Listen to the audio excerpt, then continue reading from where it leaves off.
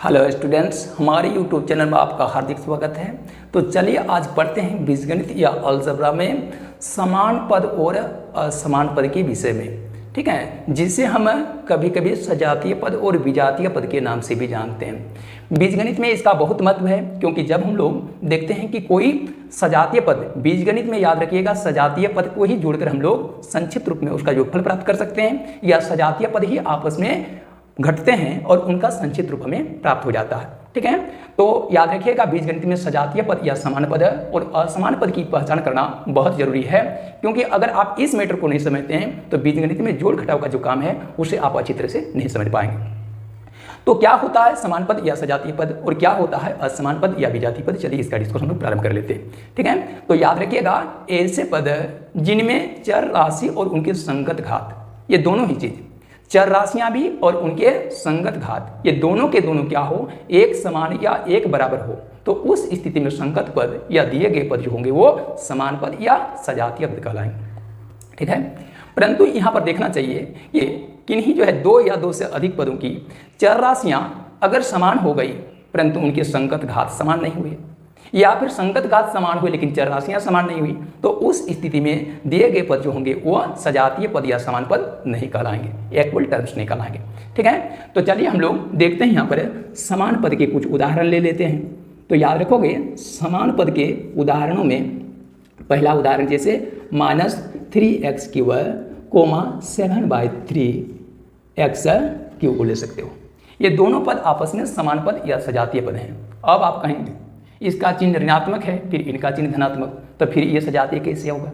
तो याद रखिएगा समान पदों में संगत पदों के चिन्ह पर ध्यान नहीं दिया जाता है, वो ये धनात्मक ऋणात्मक भी हो सकते हैं, और ना तो उनके गुणांकों पर ध्यान दिया जाता है। जैसे पहला पद में देखिए गुणांक है -3, दूसरा पद में कितना है 7/3, तो गुणांक भी कम बेसी है और चिन्ह भी उनका क्या है, असमान है, माइनस प्लस में है।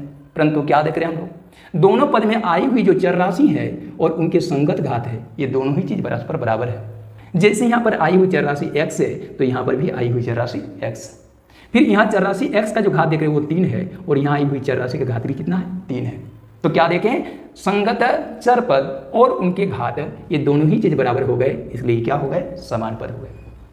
इसी प्रकार से दूसरा उदाहरण और ले सकते हो, जैसे -y² 7.5 इसमें भी आप लोग क्या करेंगे, चिन्हों पर ध्यान नहीं देंगे, ना तो गुणांकों पर ध्यान देंगे, आपका पूरा ध्यान केंद्रित होगा चर राशि और उनके संगत घात पर।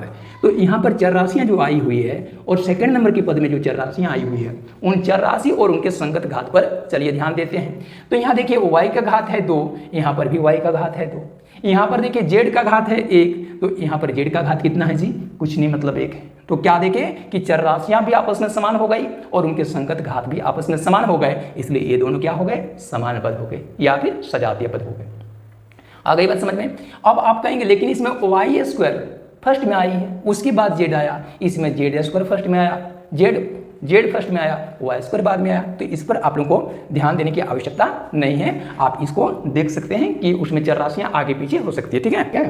तो इसमें क्या देख रहे हैं, ना तो हमें चिन्हों पर ध्यान देने की आवश्यकता है, ना उनके गुणांकों पर ध्यान देने की आवश्यकता है केवल उसकी चर राशि और उनके संगत घात पर ध्यान देने की आवश्यकता है। तो यहाँ पर क्या देख रहे हैं कि चर राशियां भी है समान समान और उनके संगत घात भी समान समान, इस वजह से ये क्या हो गए, समान पद या सजातीय पद हो गए, ठीक है।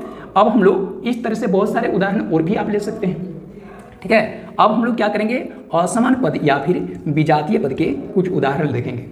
विजातीय पद या असमान पद क्या होते हैं, तो याद रखिएगा ऐसे पद जिनकी चर राशियां या तो चर राशियां होगी असमान, या फिर कह सकते हो उनके संगत घात होंगे असमान, या फिर चर राशि और संगत घात दोनों ही हो जाएंगे समान, ठीक है। तो वो तीनों ही कंडीशन में दिए गए पद जो होंगे वो असमान पद या फिर विजातीय पद बन जाएंगे, ठीक है।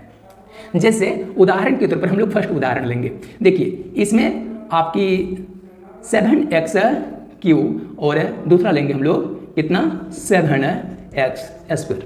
ये दो पद ले लिए, दोनों पद में देखिए चिन्ह क्या है, एक ही जैसा है, प्लस प्लस, उनका गुणांक भी एक ही समान है 7, ठीक है। उसमें आई हुई चर राशि भी समान है x, लेकिन क्या देख रहे हैं, इनका जो घात की जब तुलना करते हैं तो ये घात एक समान नहीं है। यहाँ पर आई हुई चर राशि x का घात 3 है, जबकि सेकंड पद में आई हुई चर राशि x का घात 2 है।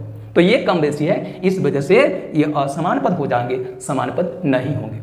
अगर इन पदों को आपस में जोड़ने के लिए कहा जाए तो ये आपस में नहीं जुड़ेंगे, या जुड़कर भी ये अपना संक्षिप्त रूप प्राप्त नहीं कर सकेंगे। ठीक है, अब हम लोग एक दूसरा उदाहरण ले लेंगे। तो यहाँ पर देखोगे 1/3 x³ कोमा यहाँ पर हो जाएगा 1/3 x³ यहाँ क्या देख रहे हैं, यहाँ पर हम लोग का चिन्ह जो है वो समान है, गुणांक भी है समान 1/3 आई हुई चर राशि भी देखिए x का घात है यहाँ 3, यहाँ पर भी देखिए x का घात क्या है 3, लेकिन दूसरी जो चर राशि है z, यहाँ पर z का पावर है 1 और यहाँ पर z तो आई ही नहीं है, p का पावर है 1। तो हम लोग क्या देखें, इसमें आई हुई चर राशि में असमानता हो गई, इसलिए ये समान पद या सजातीय पद नहीं होंगे, ये विजातीय पद हो जाएंगे। इनको भी आपस में जोड़ नहीं सकते हो, न तो इनको आपस में घटा सकते हो, यानी जोड़ने या घटाने पर इसका संचित रूप आपको प्राप्त नहीं हो सकेगा।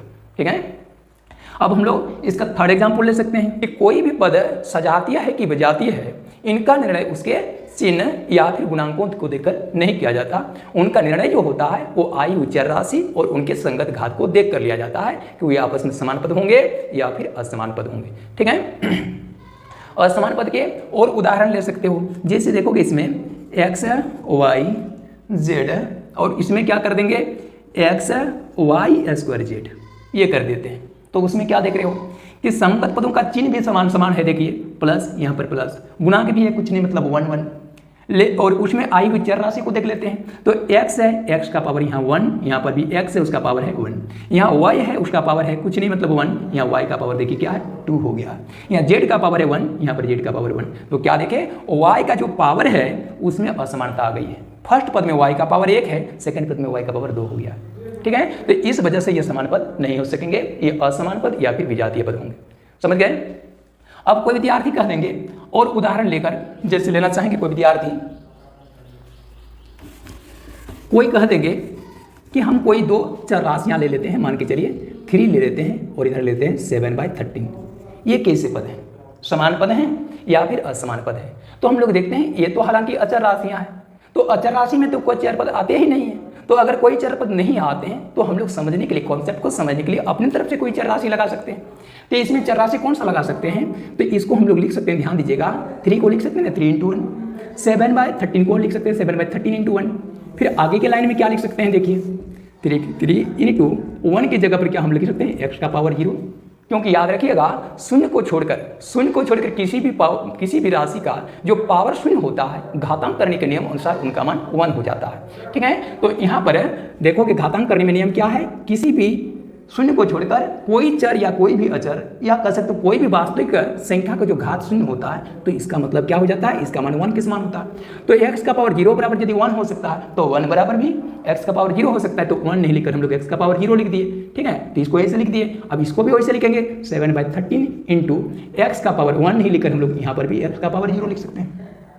आगे बात समझ में। तो ये जो है देखे क्या कि ऐसा लिख सकते हैं कॉन्सेप्ट को समझने के लिए। तो यहाँ क्या देखते हैं कि इसमें आई हुई चर राशि और उनका घात वे क्या है, आपस में समान। यहाँ x है, यहाँ x है। हालांकि यहाँ पर ये जो x नाम की चर राशि है वो कॉन्सेप्ट को केवल समझने के लिए है। ठीक है, इसकी कोई सार्थकता नहीं है इन पदों में। तो यहाँ पर कॉन्सेप्ट को समझने के लिए x लगाए हुए हैं, आप चाहें तो अन्य चर राशि भी लगा सकते हैं। कोई कह जाएंगे तो यहाँ पर y लगा देंगे, तो बिल्कुल y का पावर 0 लगा सकते हो, यहाँ पर भी y का 0 लगा दीजिए। तो क्या देखोगे, चर राशियां समान हो जाएगी, उनके घात समान होंगे, फिर ये क्या हो जाएंगे, समान पद के उदाहरण हो जाएंगे। ये दोनों क्या होंगे, समान पद हो जाएंगे। ठीक है, अब कोई कह देंगे, एक दूसरा एग्जाम्पल ले लीजिए। तो ये दोनों अगर समान पद हो गए तो फिर ये भी क्या हो जाएगा, 3 और जो 7/13 लिए थे वो भी आपस में समान पद हो जाएंगे, समान पद हो जाएंगे। ठीक है, अब कोई कह देंगे यदि ऐसे कर लें 7pq और दूसरा पद ले लेंगे 7pqr, तो ये पद कैसे होंगे? तो ध्यान दीजिए, यहाँ 7pq है, वहाँ 7pqr है। इनके चिन्ह क्या हैं, आपस में समान है।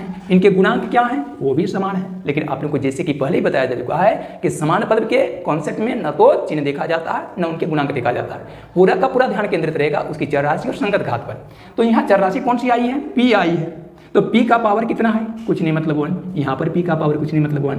तो p और उनके संगत घात समान है। यहाँ पर चर राशि कौन सी आई है, q, उसका पावर कुछ नहीं मतलब 1 है। यहाँ पर भी q है, उसका पावर कुछ नहीं मतलब 1 है। यानी कहने का मतलब है यहाँ पर आई हुई दो चर राशियाँ वो दूसरे पद में भी मौजूद है। लेकिन इसका जो दूसरे पद में तीसरी चर राशि है r, जिसका पावर यहाँ पर 1 है, वो चर राशि देखिए फर्स्ट पद में नहीं है। अब कोई विद्यार्थी कह नहीं है तो हम कर देंगे ना, तो वहां पर r का पावर वह कर देगा, तो r तो नहीं रख सकते क्योंकि r का मान रख दीजिएगा तो r सार्थक चर राशि बन जाएगी इसमें, तो फिर वो पद 7pq रहेगा नहीं, वो 7pqr हो जाए। तो यहाँ पर यदि आप चाहेंगे कि r को हम लोग लिख देंगे और पद का मान भी नहीं बढ़ाएंगे तो आप r का पावर 0 ही लिख सकते हो। तो क्या देखोगे, दो चर राशियां और उनके संगत घात तो समान समान हो गए, परंतु इसमें आई हुई जो तीसरी प्रकार की चर राशि है r और r, तो उसमें क्या देख रहे हैं, चर राशियां समान हो रही है परंतु उनकी जो संगत घात है उसमें असमानता का संबंध बन जाता, यहाँ 0 हो जाता, यहाँ 1 हो जाता। ठीक है, तो इस वजह से ये दोनों समान पद नहीं कहलाएंगे, ये दोनों कैसे हो जाएंगे, असमान पद हो जाएंगे।